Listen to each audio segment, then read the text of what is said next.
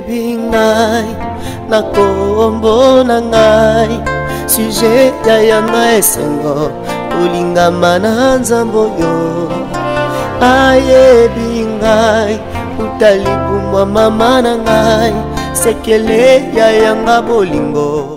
Et voilà, bonjour, bonsoir, ça dépend ya ba heure bozo landabiso précisément na Chilo officiel TV. Comme je dis toujours, Chilo officiel TV li banga ya ba chaîne babi mikolo to me mabino li kolo babi Chilo officiel TV zongi. Rose okita zongi sur scène, bo benga ki botuna ki, bo se posa ki beaucoup de questions et je suis là devant vous. Alors je tiens à vous rappeler que Bozolanda espace religieux, espace wapi, tout le monde a kabasa l'anzambe vraiment au baïdifia kabiso par rapport à bas sujet baïe la kabiso en tout cas beaucoup la vraiment béni la présence ya Moussa l'anzambe toyambi awa boza branché, boza la connecter et surtout partager pourquoi pas bas commentaire nabino et que ça la biso énormément plaisir. Alors je tiens d'abord ya kopé sans zambo a pesinga vie pourquoi pas ce non le babo eza makasi langa mon côté et en zambe on a pesi biso vi photo tombo la kae kaka to pesa kika merci et je tiens encore à remercier mon papa on a bien en anglais on dadi papa Feli Bambo Tessukoza. Pourquoi pas maman Nicole, maman Divine, notre secrétaire, et sans oublier Marie-Jeanne Bololé, hein, babi notre coordonnatrice, et moi c'est Mbichi, moi c'est Ataï, moi c'est Apembe, et Aboué Bazua, puis ma coordonnatrice Nabiso Kitoko, Bambo Tenosi Koza. Je dis encore un grand merci na Okito Albert Bambo Tenosi Kozali, hein, tu es là. Sans oublier, je salue directement mon invité, il s'appelle le frère Gédéon, à se présenter, mon Koboyo Kaye Balandia sur l'officiel TV. Bonjour frère Gédéon. Bonjour maman Rosette. J'espère que vous allez bien. Ah, nous allons bien par la grâce du Seigneur. Alors ça se voit vraiment que vous allez bien. Dans mon ma futa kaka zone longi ma futa babili kama ma futa kaka. Et les noms c'est qui?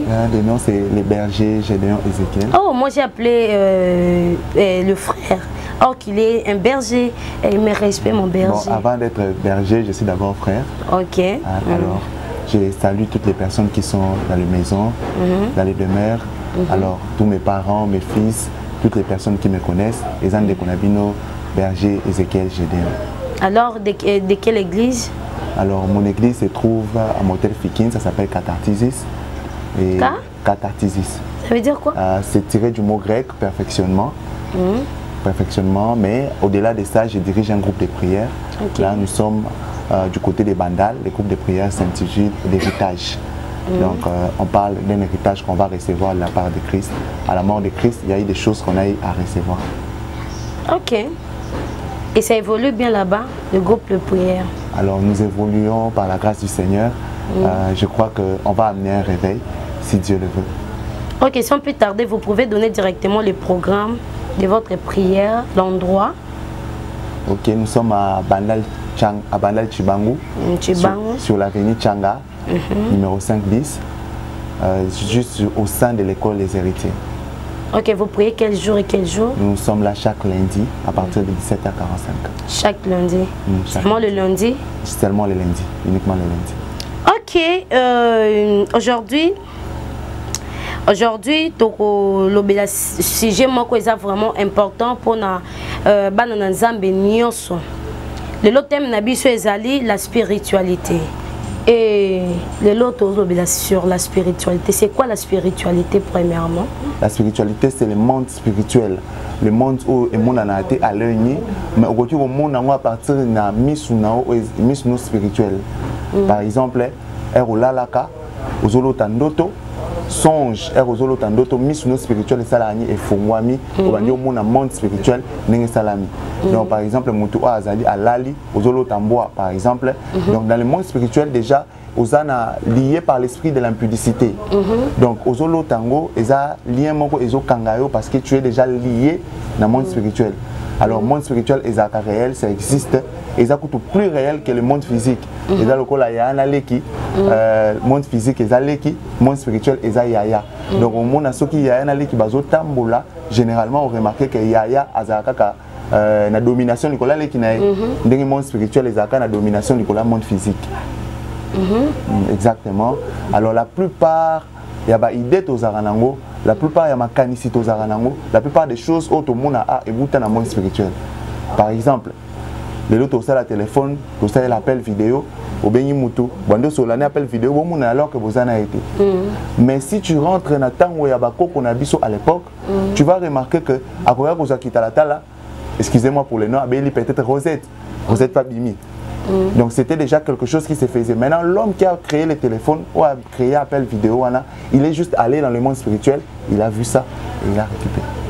Et comme dans le monde physique. Et comme dans le monde physique. Et là, tu peux nous autres. Et là, tu peux nous autres. Tous ceux qui se concentrent pendant la d'autres pour réussir à vivre. Parce que les autres, ici, par exemple, quand on parle de Salomon, pour la question Salomon est l'homme le plus riche de tous les temps. Mais Salomon a comme riche dans Ndoto, un roi 3. À l'autre Ndoto, nous avons PC richesse à partir de Ndoto. Donc il y a de ces choses qui t'appartiennent à Ndoto. Mais pour parler de la mort, 100% est Batou. Oh bah Koufa. L'autre on a Ndoto avant Koufa. Avant comme il a dans le monde physique, et si à Bangaki, et si à Monaki spirituellement. Parce que le monde physique est dans le champ de bataille. Et si biloko ezole kana ba représente ezole kana ya monde spirituel. Makambo uti na monde spirituel et salami. Allez, to comme na monde physique. To yo monango.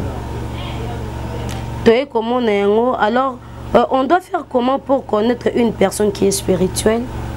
Alors pour n'envoyer ba mutada spirituel, généralement dans le monde chrétien tout ça est la Galates 5, 19e verset.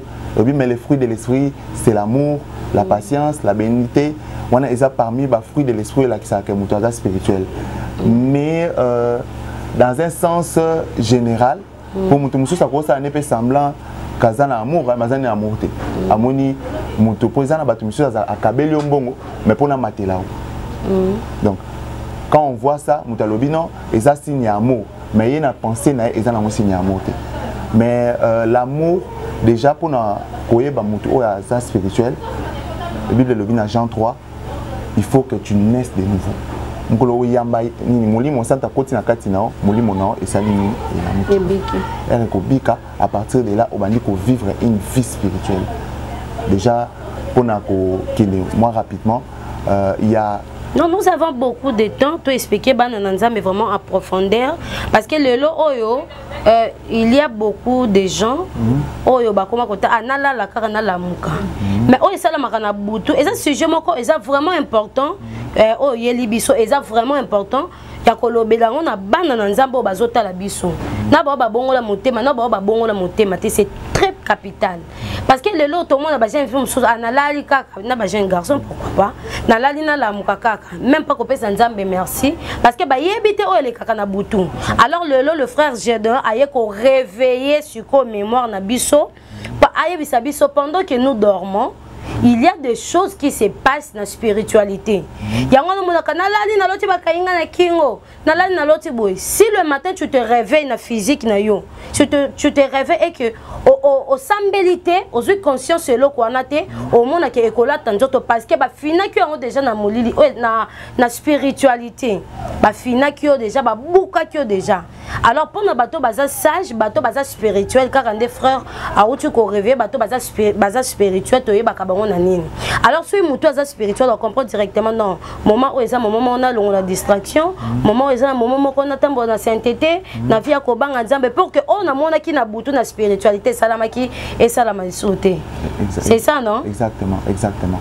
Alors nengo uto loba bateau par exemple Monica akanga ki kingo na butu ce qu'il faut savoir c'est que ceux qui naza awa na Congo na ina kende Chine pour nazo avion n'est-ce pas? Mais ceux qui dans le monde spirituel, les abongotés, dans le monde spirituel, ils ont les voyages qui nous permettent au côté dans le monde spirituel. Et il y a 3 schémas, il y a ce qu'on appelle les visions. Joël 2:28 et lobby, au dernier jour, je répandrai de mon esprit sur toute chair, vos fils et vos filles prophétiseront, vos vieillards auront des visions. Et là, ils ont la vision. Yami Balé, ce sont des songes. Nous, au côté dans le monde spirituel. Yami Satou, ils ont par l'Iwa. Donc, nous sommes à quel moment dans le monde spirituel. Là, maintenant, dans le monde spirituel, il y a 3 catégories d'esprit bakutanaka. Ils ont l'esprit bakoti par vision, ils ont l'esprit bakoti par noto, ils ont l'esprit bakoti pour la libérer dans l'Iwa. jusqu'à ce que Christ revienne, bien entendu. Donc là, maintenant, quand il y a là-bas les 3 types d'esprits, et ceux qui montent à côté d'Andoto, il ne sort pas, c'est qu'il est resté là pour du bon. Donc il y a de ces choses, par exemple, on raconte l'histoire d'un sorcier ici au Congo, il fallait ça la succès, concert, qu'est-ce qu'il a fait? Alors là, cette fois-ci, pendant 3 jours. Pendant 3 jours, on a bougé son corps, il est resté là. À Tikali dans le monde spirituel. Et le monde spirituel, c'est un voyage où quelqu'un peut partir et puis rester. Et quand aux autres qui sont dans le monde spirituel, et quand vous avez moli, il t'amène vers le monde spirituel. Mais quand tu as aussi un démon, il te prend, il t'amène vers le monde spirituel. Et quand tu as ton ange, il te prend, il t'amène vers le monde spirituel. L'ange, il y a Jean, Jean monte ici et je te ferai voir les choses cachées. Si koyo dans le monde spirituel, il faut dans le monde spirituel pour préparer pour tout. Bible le Bible en vain vous vous levez tôt le matin, vous vous couchez tard la nuit, je donne autant à mes bien-aimés pendant leur sommeil. Donc mutalali a besoin bon comme ça. Parce que la nuit, tu peux perdre des choses et la nuit, tu peux aussi récupérer des choses. Parce que dans le monde spirituel, et tu seras d'accord avec moi, à Wasoki na Congo, tu as 8 heures, na Chine, tu as 20 heures par exemple. Je ne connais pas très bien les fuseaux horaires, mais je crois que tu as peut-être 20 heures. Allez, le monde spirituel aussi, c'est comme ça. Ah, tu as moi, tu vas dire que musala. Au moins, on a boutou, l'esprit est éliminé. On a boutou, et ça c'est l'esprit, ce qu'on va dire qu'il y a musala na bango. Si on a la nuit, si tu ne prépares pas ça, on prépare ça dans la prière. Si on prépare ça dans la lecture de la parole. Si tu ne prépares pas ça, on va subir caca. Mais on va faire subir tes. Pour exemple, des mois que tu as gagné finance des années et des années, des siècles et des siècles. Et ça, tu as gagné finance en 1932 jusqu'à aujourd'hui. Ce sont des réalités, il y a un monde spirituel. Ce sont des réalités, un monde spirituel. Quand tu sais que papa alors, monde spirituel, ils sont catégorisés par plusieurs types d'esprits. Ils ont l'esprit humain, ou déjà par voyage, vision, voyage dans la vision, ils ont songe, ils ont liwa. Mais ils ont l'esprit ou un ange, ils ont dans le monde spirituel. Ils ont l'esprit ou un démon. Ils ont l'esprit ou une catégorie sous ce type d'esprit. Si on est dans le monde spirituel, il faut quelque chose qui est d'accord totalement sur ça. Si on est dans le monde spirituel, il ne faut pas au quota comme n'importe qui. Pour pas être dans le monde spirituel en tant qu'esclave. Par exemple, au Lali, aux Olota, qui sont dans déjà dans le monde spirituel, aux esclaves. Par exemple, aussi, ça dans la classe Kala. Mais au Lota, aux autres, aux un uniforme, ils ont un blocage. Ils ont déjà bloqué depuis tant dans le monde spirituel. C'est que généralement, ceux qui ont quota aux chrétiens, ont quota dans le monde spirituel, il ne faut pas quota n'importe qui. Il faut quota le chrétien, il faut quota le chrétien, il faut influencer le monde spirituel. Parce que Jésus a appelé sa autorité autant sur Nicolas Banyoka, dans Nicolas Scorpion. Donc ce sont des choses qui ont tombé sur nous dans le monde spirituel, mais il faut ça tout au représailles sur le monde spirituel. Ok, merci. Dans le c'est très important.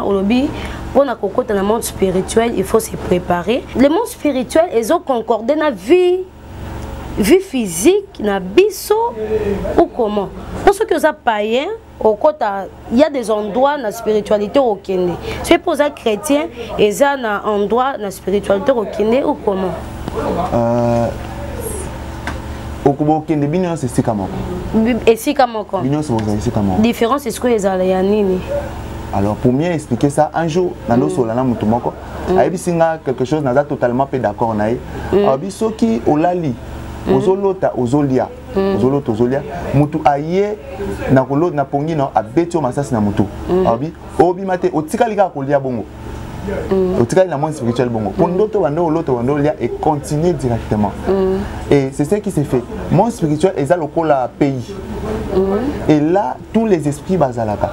Au monde l'esprit musu sezali azalaka ancien sorcier anamuki. Et dans le monde spirituel kuna ba prometa ki royauté azape roi kuna. Mais ça na ba chrétien mususu Arazaki a un monde physique, Azalaki ka chrétien, mais sainteté, ko bimana basi epai, ko bimana ni epai, a qui le monde spirituel kuna a comme une esclave. Et après na mutu mususu olala na butu olota ba olanda yo. Ba olanda mbango okima. Toyoka ngwe belé ba témoignage wana. Soko kufi, OK na monde spirituel ba olandoka. Donc yo monde spirituel aux alakaka okima mangu ti Jésus oya. Oh. Donc il y a des chrétiens où va souffrir car elle va souffrir avant Jésus oya. Parce que à côté dans le monde spirituel, c'est un monde de souffrance. Si tu n'as pas eu à utiliser, à faire avec le monde spirituel. Yangwana, c'est toujours très important, très capital. Il y a comment tu vas faire pour entrer dans le monde spirituel. Il faut préparer ton sommeil, il faut préparer les visions que tu vas faire. Par exemple, le phénomène femme de nuit. Yola la non abutu. Molotara femme de nuit. Ce qui, au côté, vous avez un très beau garçon. Au côté, vous avez une très jolie fille. Mais ce que vous avez une femme de nuit, au côté, vous avez une limote, pas si peu de limote. Vous avez un frère, moi, Ebisinga, Lobi, frère Gédéon, 10, na lingi 10 heures. 10 heures, on a babouille. Mais il est bon. Ah, ça bien. 10 heures, on a babouille. Ce sont des choses qui existent dans le monde spirituel. Et même si vous trouvez mon bal, vous trouvez moi si à vie, il y a une troisième personne à Zana, il a esprit, on remarque quelqu'un, une sœur à délivrance, déjà délivrance, à l'alaka na butu, à l'autre à Zobimana mobile, ce sont les réalités du monde spirituel. Ah bon? Oui.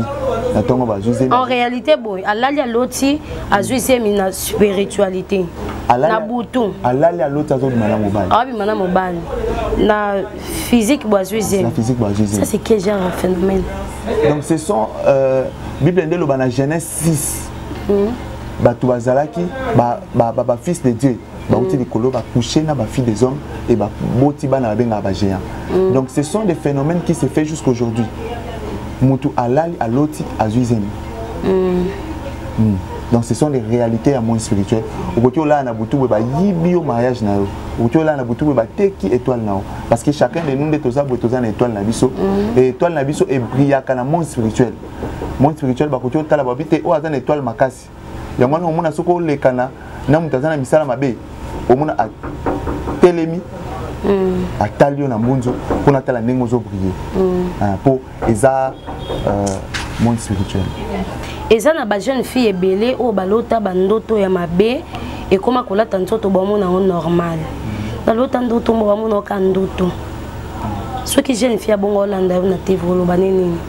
Je suis un homme, il y a ministère. Mariage et ça a combattu contre les cas ministère. Okay. Mariage, Dibala, surtout l'homme de Dieu, ça a combattu plus que le ministère. Soit Dibala et Isaac, na Rebecca, il fallait que révélation côté na carte. Dibala les athées, et l'autre moment que ok ka moni mobile, bozika bolingani et puis beaucoup boti banate. Et ça et l'autre moment il y a révélation. Et moi si au bala il faut bien na carte nao, n'enga bien na carte Adam. Il fallait que Adam alala era lali moi c'est nabimi pour mutu soko lali ezana biloko dans le monde spirituel et bima dans le monde physique yango na mona Adam lalaki nzamba jwa longoli cote era longoli cote elle va ça nini abimi zomona. Donc ce sont des choses qui se fait dans le monde spirituel et dans le monde physique. Alors pour parler par rapport il y a plusieurs filles et il y a plusieurs filles babala na bango déjà dans le monde spirituel. Si nous avons autorisé la polygamie, il faut briser la première alliance, ensuite deuxième alliance, au côté de une fille encadrée, la fille Azaki, on commence sur la naïpsinga, na l'autre d'auto, maman qui n'a pas eu grâce au 14e mois. Elle a au 14e mois. Donc, dans le monde spirituel, nous avons déjà ébélé, ici au Bala, ici au Kangal. Donc il fallait que tu brises l'alliance dans le monde spirituel, afin que le monde physique. Ces choses-là, ça s'est fait. Jésus-Christ, et ça a été que mobile n'a moi si babimi. Et ça que vers Saint-Esprit pour couvrir yo, et Saint-Esprit pour couvrir yo, au Kosani, au Zoazim. Et ces choses-là, ça s'est fait jusqu'à aujourd'hui. Dans Genèse 6, Batoua Baba si bazaï ba fandi boué, à la liboué. Est-ce que utilo là, et bimina, à l'isemi. Donc ce sont des choses qui se font jusqu'aujourd'hui. Ceux qui déjà seront au Bali, il y a un moment basi ya butu bazala très jalouse, bala butu bazala très jaloux. Au salango na volonté na ote. La preuve qu'au salango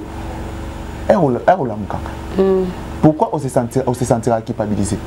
On se sentir coupable le corps pour réellement comme moi aussi. Mon pasteur a lobé tanga li solomo lobi ba sera zara na UPC. Azaka na ser moko ba kutana nae era zongi ndako a loti ke na sera na ba mimi. Abanyo ki ma sera na team comme ça a eu courage ko tout na sera na biser. Comment c'est fait tinga na loti yo ko isinga?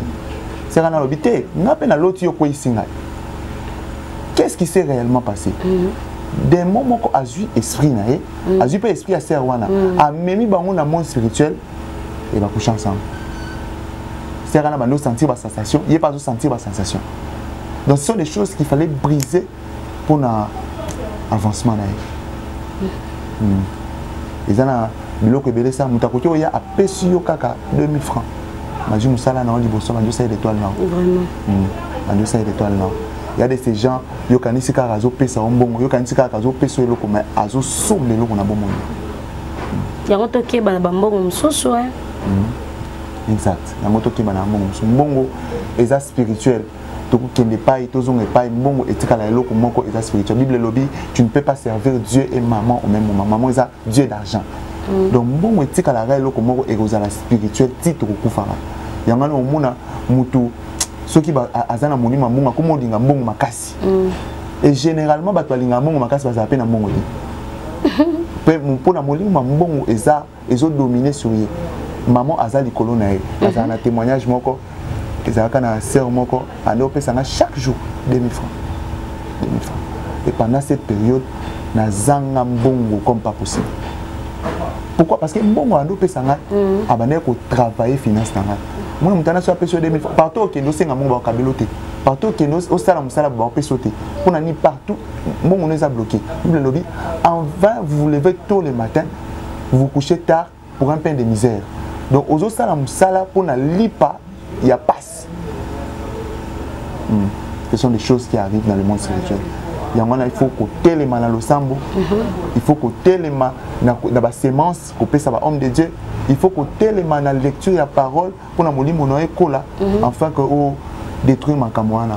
Quand Jésus-Christ de Nazareth, Jésus-Christ, la Bible le dit, Satan transporté. C'est quoi yo tolo bakay demain ko transporter ote. Yé moko koto. Le ouin. Ba memae boni. Yo nanga moto na makila. Alors ils appellent la bassine soso tozomona lelo na banda kwa libala mama mukolo. Alali na buto na mobali alamuki asubi na mbeto. Et ça phénomène. C'est lié à la spiritualité. Ou comment? Voilà, c'est très spirituel. C'est très spirituel pour nous tous ceux qui sont dans mbetu tina aja kimikolo généralement ils ont kindoki. Oyebi kindoki côté aux la conscient côté pour aux inconscient. Ba signe ya kindoki ya liboso ils ont la kakobosa na bandoto. Pour ba côté aux amoli mono ba salele yango. Er ba zongi sio ba bosa ni sio nyoso. Siko yo ye bato ko za nondoki. Mais aux ados qui ont évolué pendant le temps. Comment la coco? Comment la coco n'a qu'une Premier batté. Premier batté. Donc le deuxième signe, où est-ce que mutu pena azana qui ndoki makas ezala kosuba. Mutu ala libwe. Banyo sopo bandoto ya subana généralement ezaka bobeta balé. Tant vous avez pas un miker mususu. Tout le monde appelle moi normal. Asubi mais qui mukolo. Qui mukolo eza kindoki. Ils ont se manifesté. Ils ont kindoki il y a niveau ya souka, dernier niveau. Ils ont kindoki dernier niveau. Mutazo suba na mbetu comme des gens mukolo. Soko za na mutabongo azo suba na mbetu. Il faut yeba que esika bozali po les esprits des eaux. Esprit des eaux elinga esika mai ezali. Il faut yeba que esika bozali wana bozali déjà na kati ya mai. Et au moment là généralement na mandako bana basuba na mbetu eza salité. Pour eza esprit des eaux et kangi wana. Yangwana il faut eza na ba prière faut ça la pona ko bukango. Dans la prière Jésus a lobby ces gens de démons ne sont que par les gènes et la paix. Ce qu'on s'appelle, ce qu'on gêne au moment où bouquin. Ce qui est gêné au Sambeli, au monde que Boukiango, il y a beaucoup de choses bien aimées, bateau bozolanda biso, et ça à négliger. Parce que le monde spirituel existe vraiment. Tala, le monde spirituel existe. Bande konanga bozotala biso. Mukila molili existe. Yom tozotala biso négliger bandoto. Premièrement, on néglige bandoto. L'autre ndoto aussi ça de l'université. Mais l'autre a causé la bande de l'école. L'autre a causé la bande de l'école. L'autre a causé la bande de l'école. Il faut comprendre. On va qu'est-ce que il y a blocage. Il y a blocage. Nous sommes dans ça on a tout na ba question. Et ça esprit a blocage. Au lali au l'autre au bota déjà. Au bota déjà mon on a causé ça singleton. Au balate na bandoto na yo. Ozomonaka au balate mais en vie réelle boy. Na vie na yo réelle ozana bana, ozana kwa libala. Mais na spiritualité na butu tango lalaka ozolota oza singleton. Pour na kocha équilibre avant ozonga nango pour par rapport à la sorcellerie na lobby et ça pe na batu ba pesa ka bango bandoto. O ba pesa ba bandoto. Ba pesa ba bandoto. Eza na dimension mususu ya kindoki mutakoki ozo abafandi azui apesio ndoto mo ya préparé. Donc à côté na monde spirituel a salisio biloko yo ngana ozana poso salate. Bibliquement Bible lobby au moment ndoto Joseph alotaka ezala après que papa n'a pesa etinique. Ndoto alotaka ya lola na ya ba gerbe de blé. Et papa n'a pesa etinique ayo lota ndoto wana. Il est prouvé que ndoto o Joseph alotaka Isaac a une déclaration où Isaac a déclaré sur Jacob. Pour que au fin de une auto, tu vas pécher. On dit bien aimé, mais il fallait la mariage en pleine préparation. Alors l'autre auto fiancé a d'autres trompé n'assistant à banc. Aja Sili qui n'est pas une belle bazaka. Aboy pour y bisaye pour une belle bazaka. La plupart du temps bazaka silence. Mais à combien de kanda nae. Sera bien gaïbo à l'ingé sous tes pas. Mais qu'est-ce qui s'est passé? Et heureusement l'église n'a pas mutazara on a un prophète. Abi au lotin d'auto et ça ta famille ou a pesio po o ya za moi sa vie na yo ba ni obala été ba pesio yango pour na okabwana nai okuta nandoki obala ndoki. Poso obala ndoki siki. Et je vais pesio ndoto. Ndoto ngo sko banani ba pesa ndoto. O ba pesa rabatu bandoto. Alors merci pour la question. Batu pesa ka ndoto eza na batu oyo baza kindoki na bango eza tellement élevé. Au moins par exemple biso na monde chrétien, ils en a deux types, ils ont un type de prophète mais deux types de prophètes. Ils ont un prophète ba benga ba voyant, ils ont un prophète ba benga ba songeur. Songeur eza mutu oyo amona ba vision na mingi eza bandota batu. Ils appellent na o ba benga voyant. Ozomona siko na kindoki eza na ndoki nyoso tapesa mutu kisi. Moni marabout, les dimension sacerdotale à Kindoki. Si tu atteindre la dimension sacerdotale à Kindoki, a commis pesa batu Kindoki, a commis la dimension à côté qu'on pesa mon pendoto. A Kenana Kanganga, a oui papa pesa indoto. Et yo kanisi ndoto no ute panzambe, no ute panzambe te. Ezana batu mususu côté au monde na epe ndoki moni na ndoto, mais azana epe ndoki te. Pour ndoto wana e ute pa mutu an yakabula bi. Ce qu'on commence à savoir, oui. C'est aussi la question. Différence. Bible lobby verset là dans le bas qui na Galates 5:19. Les fruits de l'esprit c'est l'amour, la patience, la bénignité. Atol nzambe atala question mutu tela nandoki. Nzamba o peso en pona été. Pour en les apanzambe te. Nzamba o peso te ko oyina yo obana ofine kingo po les apanzambe te. A réveiller au kaka. A réveiller au kaka. Mais si vous avez l'autre ndoto omoni mutando okuzio komi na en pona ye ndoto na uti panzambe te. Et quand vous avez ma solo, ne uti pas Satan. Oko remarquer dans le livre de Daniel, les livres moko ba ndoto ezaka belé. Donc c'est un livre où on parle plus de songes. Donc c'est un livre sur ngi oloto ndoto, ezako secret pe ya ba prophète. Ce prophète attend pour ça service prophétique amuna ba ndoto ya batu bazana la salle. C'est ce que j'ai fait aussi généralement. Au monde à la bouton avant là, attendre généralement le livre de Daniel. Donc le livre de Daniel est un livre de songe. mais ce que dans le livre qui vous permettre Saint-Esprit de amemamoli munayo dans le monde invisible et ça va démonter le livre on a bien un acte des apôtres mais normalement ils ont le Saint-Esprit par les actes des apôtres. C'est un livre qui permet il y a comme esprit non et pas mon livre mon centre par mon livre mon centre. Donc ces deux livres quand tu dis ça va permettre au côté dans le monde spirituel.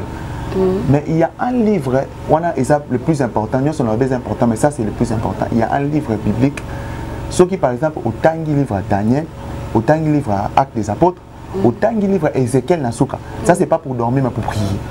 Tu vas voir qu'il y aura quelque chose, un démon, un esprit en toi sera en train de sortir à l'obima. Molimo mabe mando kamba.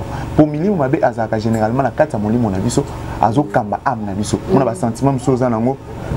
Au fanzi boyobi ah non kaka kanda mutela muki kana tongo non kanda wa pesa nga kanda donc eza des moments qu'on aime tout même que aussi comme be kanda na yi siko préparer butu no banola mukana tongo na sengo pour osala conduit par le Saint-Esprit ba tongo na eza na batebele ba bebisa misala pour na ka ndoto mo aloti pesa kanda journée na boss atunye boss yo pelungwana yete mulimu mabeza yakatina misala bi ils ont battu belé ba baby ça ma bala bongo ngana ebi libala moko beba pourquoi les kanikabwe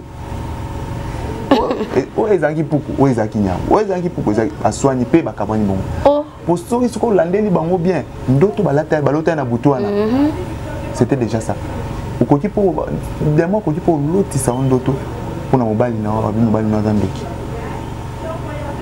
ba prophète belé o ba bengani tabana na bandako. Ils ont rencontré que babonaki te, mais ce sont babonaki. Mais bamonaki des mois profita qui a même qui bango seka mabe et puis bamona mabe. Saint-Esprit a pour na kabolate, a pour na unir. OK komona mais et non pas pour na kokabola. Soit tu OK komona au conduire ba na délivrance. Ba science à délivrance et non bokabola. Ben nganaye. L'une des choses autour de la chaîne Gebele et qu'on a la prophétie, mon sens, il y a un monde spirituel. Alors, pour la comment prier, journée, Moutou est dans 4 niveaux. 21h, bon, 18h est à la soir. Mais 21h, c'est quoi, ils ont un mot bien scientifique, il y a assoupissement. Donc ça veut dire que ce que journée, on l'a l'arrêté. 21h au Mekika au Kangami au Sambela aussi à 15 minutes au là pour air on a l'esprit et bien vitesse 21h on avait un air il y a soupçonnement pas scientifique il est prouvé scientifiquement que air on a air répondu on a bien un début de la nuit pour l'esprit 21h mais ce qu'on minuit na katikati ya butu on a deuxième nuit ce qui par exemple là qui 21h au Sambela minuit au côté au Sambela ce qu'on minuit on a avant Sambela au banate comme maman prière au bani maman prière au bani na kotanga Bible pour makanisi nyonso ekotaka na ndako nzambe te au bani na otangi livre ya Daniel otangi livre ya Lévitique pour loi nza livre ba loi otangi livre ya Actes des Apôtres ensuite otangi livre Ézéchiel pour livre Ézéchiel les livre ba vision yango mona Ézéchiel azaki prophète moko akoya ko sala vision ya 7 jours aki 7 jours a sali vision ako donc yé bapongi na ezali différent nzamba ndo yebise ko des fois lobi la 390 jours mpanzi donc na kanisa ndeni moi sina bande ko vivre na vraiment donc autant livre au bandi ko prier et au bandi ko sambela wana au bandi ko prier ezara esprit o ezana penser nao pour makanisia mutu ezara esprit ils ont un esprit impudicité dans la pensée nao ils ont un esprit ya nini ils ont la pensée nao ce qu'on on semble l'esprit en ezobima na esprit kanda pezobima na nazara kanda makasi et puis kanda et ça là qu'on a perdre biloko belé zali bosona mais jusqu'au jour où nous avons la kisanga monde spirituel à la kisanga spiritualité na découvrir ba OK na bibi ta comment misakanda wana et aussi on a ko bimisa banjo bima et banjo bima bat monsieur ezaka kubanga pe koza esprit apôtre Paul a lobby on n'a pas reçu un esprit de timidité mais un esprit de force pour timidité on a un esprit ça mutu mususu basi mo alibo na ibo ekobang donc ce sont des esprits des sont à un moment donné mutu banga le ko likambu asala boye dans un esprit les esprits les esprits dans mon ko Jésus dans la barque na ba disciples bango nyonso bande ba esprit de père et inférieur bango esprit de crainte et kota bango Mais Jésus sera à Lala. Pour y aller, il fallait qu'il y ait dans le monde des esprits. Elle a commis à vaincre déjà dans le monde des esprits. Après, elle a venu, c'était déjà la victoire. Elle a dit, vent, tais-toi. Alors quand tu seras maintenant en train de prier, tu vas sentir que esprit à père, esprit à ni, et il y a une deuxième chose qui permet à mon côté dans le monde spirituel, c'est la musique. La musique. Musique est agréable à l'oreille de explication. C'est ça qui est musique est arme et comme pas possible. Satan n'a pas pour tenter Jésus. Verset où il de peur que ton pied ne heurte contre une pierre. Dans Matthieu 4. Verset où on appelle ça cahier. Et ça là, il y a psaume dans la terre. Pour Satan, Azara musicien. Selon Ézéchiel, appelle ça cahier chanson. Et même Jésus, avant on m'a la croix. Hein? Cantique nouveau, il y a un cantique dans les disciples. Mais elle a commis la croix. Jésus a dit Eli, la master Baktani. Eli, Ezanzembu. Ezanzembu, psalmiste, on a Israël, sommes tous en Yokwama. Vous avez senti un petit kingaï pour Nani, Ezara chanson. Et la Bible lobby, elle a yembi, il rendit l'esprit. Rendre Ezara au Pesamoto. C'est quoi, appelle ça Kamo Nani. Elle a appelé mon Saint-Esprit à m'aimer dans ces jours de mort et là à botolique là ces jours de mort. Musique peut permettre à surtout quand on a monde spirituel. Il y a au monde David la manière où yemba ba démons ils ont kata Saoul. Waouh. En tout cas c'est je sais pas comment dire mais ça vraiment profond et ça vraiment mystère bato belé ba quitté nga pe na bénéficier ebelé vraiment na makambo musala nzamba lobby. Nous sommes arrivés presque à la fin. Je ne sais pas si vous avez quelque chose à kubakisa pour na bana nzambe bazotala yo et puis tout ça la moi prière à mokie tout ça la prière to mema bana nzambe pour oh nyo sotala biso quel que soit temps OK prière te quel que soit qui temps ya ko sambela te na nyoso to na ba révélation nyoso uti ko loba awa il y a monde spirituel. Il y a tous conscience. Ils ont bien tous conscience. Au lotaka, na butu, na tongo négligé. Au loti ba olanda yo. Ok, faut ça va musala nzambe. Papa na loti ba olanda nga, na loti ba osala boy, o négligé ngo. Omoninga, nga yo. Na fanda na mutu. To fanda na maman moko qui son âme repose en paix. To fanda na ebukande to fandi na berger. Il y a une fille qui a dit maman, na loti au koufi. To fandi boye. Abi na loti au koufi. Biso mbale na mouton to baka au nom de Jésus. Mais to kota ka vraiment la profondeur te. Mais au moins le loto loba azate akufa. Et ça na maman moko ake na l'église ba bise maman. Na monde spirituel ba préparer le accident.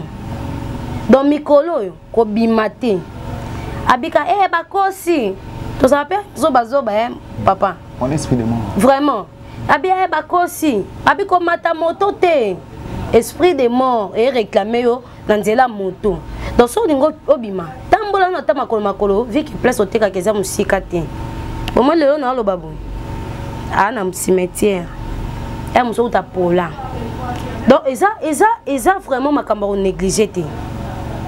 Et ça, le monde spirituel existe vraiment. Na témoin il y a monde spirituel. Là, je vous dis la vérité.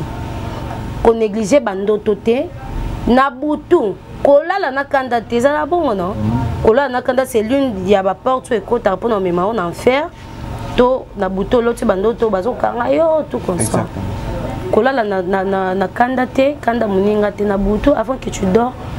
Prie.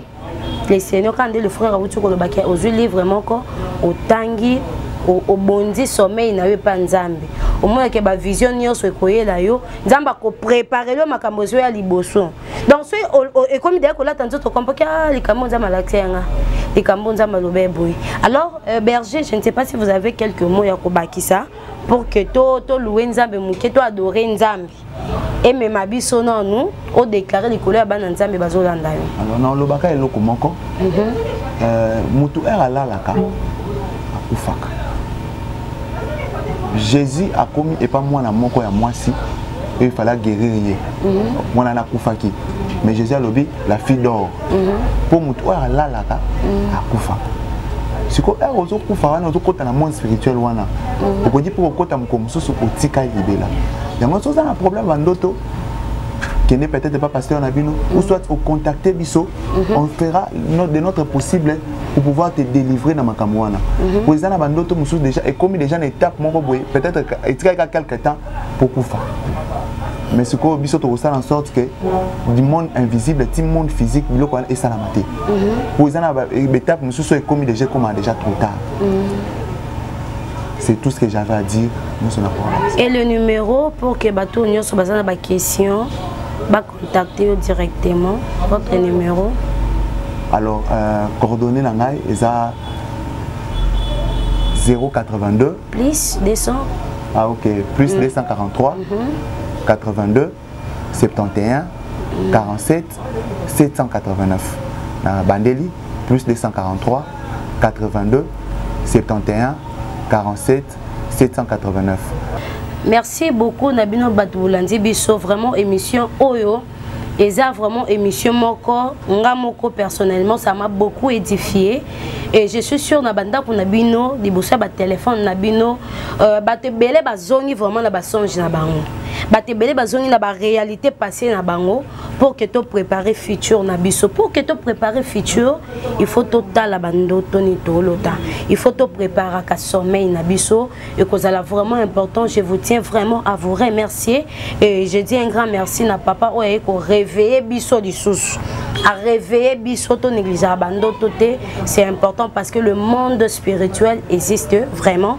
Donc prochainement toujours Kabwana, juste une adoration et un moukié et le frère va clôturer. Hosanna ni mambo, alléluia, Hosanna. Hosanna ni mambo, alléluia, Hosanna. Hosanna ni mambo, alléluia, Hosanna. Hosanna ni mambo, alléluia, Hosanna. Yesu makola bakoka, Yahweh tango yangoyo.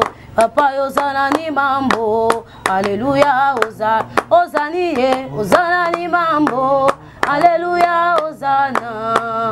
Hosanna ni mambo, alléluia, Hosanna. Oh Yesu misaba vegle, Papa tango yangoyo. Yahweh Hosanna ni mambo, alléluia, Hosanna. Papa Hosanna ni mambo, alléluia, Hosanna. Papa Hosanna ni mambo, alléluia, Hosanna. Merci Père pour Natango Pesibiso. Père de gloire, nyonso oyo lobami lesika oyo. Nazali ko sambela esika mutu moko azalaki lié par le monde des ténèbres akangamaki. Père de gloire azala libéré na kombo na Yesu. Père na yeko sambela ba o ba banesu ko Coca-Cola la te na ba o bande ko bossa na bandoto bande ko lota. Seigneur de gloire au réveiller sous mémoire na bango. Bible lobi la première année du roi Cyrus au réveilla esprit ya Zorobabel. Oh Dieu de gloire yom to réveilla kamili mo ba au réveiller molimo mutu moko. Oh Dieu de gloire la même manière que Lazare akufa ki moloba ki Lazare bande ko lala molobi o to kende to la musa Lazare mutu moko ala muka na pongi, mutu moko alamuka na liwa, mutu moko alamuka na kombo na Yesu Christo. Oh Dieu de gloire na sambeli pour na via mutu moko abana ko avancer au nom de Jésus-Christ. Amen. Amen, amen, amen. Et merci beaucoup Nabino Nyonso bo partager. Muto yazala na ba problème abandoto oyebi, muto azala na ba menace ou peut-être négligé kango et que ça vraiment important et bénéfique au titre de la émission oyo vraiment Nzambe akomona yo. Donc prochainement na numéro ya sika, on vous dit au revoir.